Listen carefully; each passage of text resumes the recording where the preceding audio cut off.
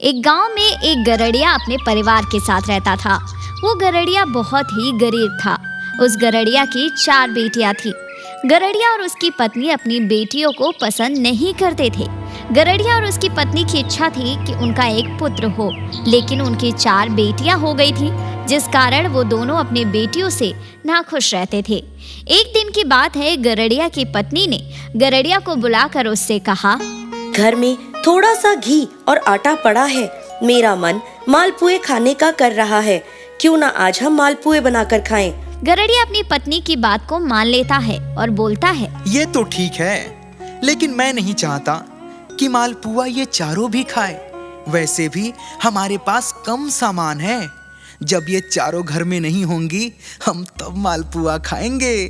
गरड़िया की पत्नी चोरी छुपे मालपुआ बनाने लगती है। तभी गरड़िया अपनी बेटियों के पास जाता है और उनसे कहता है, चलो हम दूर के जंगल में बेर खाने चलते हैं। गरड़िया की ये बातें सुन चारों लड़कियां खुश हो जाती हैं, क्योंकि चारों लड़कियों को बेर बहुत पसंद थे।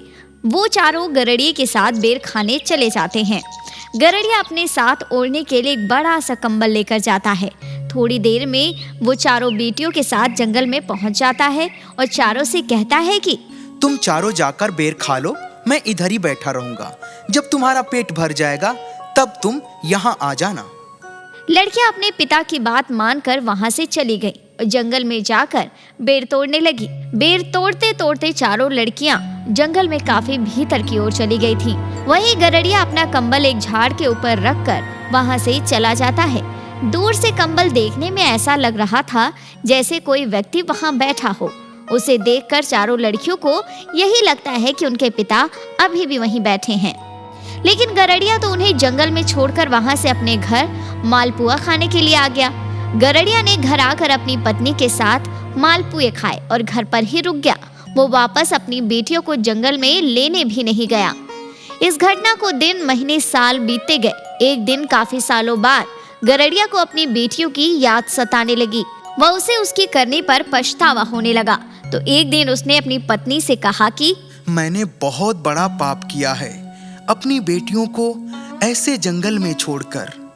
अब तक वो जिंदा होंगी भी या नहीं पता नहीं। क्या पता उन्हें किसी जंगली जानवर ने अपना शिकार बना लिया हो। मुझे एक बार जाकर जंगल में देख आना चाहिए। ये बोलकर गरड़िया जंगल की ओर रवाना हो गया। उसने जंगल के आसपास रहने वाले लोगों से पूछा, लेकिन किसी से भी उसे उत्तर नहीं मिला। फिर वो जंगल में और अंदर गया। तभी उसने जंगल के अंदर कुछ हड्डियों को देखा। उन हड्डियों को देखकर वो समझ गया कि उसकी चारों बेटियों की ही ये हड्डियां हैं। वे सभी अब किसी जंगली जानवर का शिकार हो चुकी हैं। गरड़िया को अपने किए पर बहुत पछतावा हो रहा था। वो अपनी बेटियों के शोक में जोर जोर से रोने लगा। तभी उसने दूर एक घोड़े पर सवार सुंदर लड़की को अपनी तरफ आते देखा। वो लड़की गरड़िए के पास आई और उससे पूछा, आप कौन हैं और आप यहाँ क्या कर रहे हैं? गरड़िए ने उस लड़की को सब कुछ बता दिया। गरड़िया की बात सुनकर वो लड़की मुस्कुराई और बोली, मैं आपको एक कहानी सुनाती हूँ। एक दिन एक आदमी अपनी 4 बेटियों को बेर खिलाने के लिए जंगल में ले आया। उसकी बेटियां जंगल में बेर खाने लगी।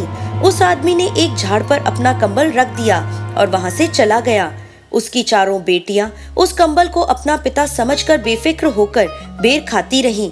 उन्होंने खूब बेर खाए और कुछ अपने माता पिता के लिए भी लेकर आईं। जब वो कंबल के पास आईं तो उन्होंने देखा कि उनके पिता उनको छोड़कर जा चुके हैं। उनको घर का रास्ता नहीं पता था, अंधेरा होने वाला था। वो चारों जोर जोर से रोने लगी। तभी उनके पास घोड़े पर सवार एक व्यक्ति आया। लड़कियों ने उसे सारी बात बता दी। फिर उस घुड़सवार ने उन्हें बताया कि वो इस नगर का राजा है और वो चारों लड़कियों को अपने साथ अपने राजमहल ले गया। उस राजा की कोई संतान नहीं थी। उसने उन चारों लड़कियों को अपनी संतान की भांति पाला पोसा और अंत में उनकी शादी 4 राजकुमारों से कर दी। उस लड़की की ये बात सुनकर गरड़िया बोला, आपकी कहानी और मेरी कहानी एक जैसी है, लेकिन आपकी कहानी में तो वो चारों लड़कियां रानी बन गई। मेरी कहानी में तो मेरी लड़कियां पता नहीं किस जानवर का शिकार हो गई हैं। गरड़िया की बात सुन लड़की बोली, आप मेरे साथ चलो, क्या पता आपकी बेटियां मिल जाएं। गरड़िया उस लड़की के साथ साथ चल देता है। वो लड़की उसे एक राजमहल में ले जाती है और कमरे में बैठा देती है। थोड़ी देर बाद उस लड़की के साथ 3 और लड़कियां उस कमरे में आती हैं। गरड़िया उन तीनों लड़कियों को देखता है और यही सोचता है कि अगर आज मेरी बेटियां जिंदा होती तो ऐसी ही दिखती। क्या पता शायद ये मेरी बेटियां ही हैं। लेकिन नहीं, मुझ जैसे अभागे गरीब की बेटियों की किस्मत में ये राजमहल नहीं हो सकता।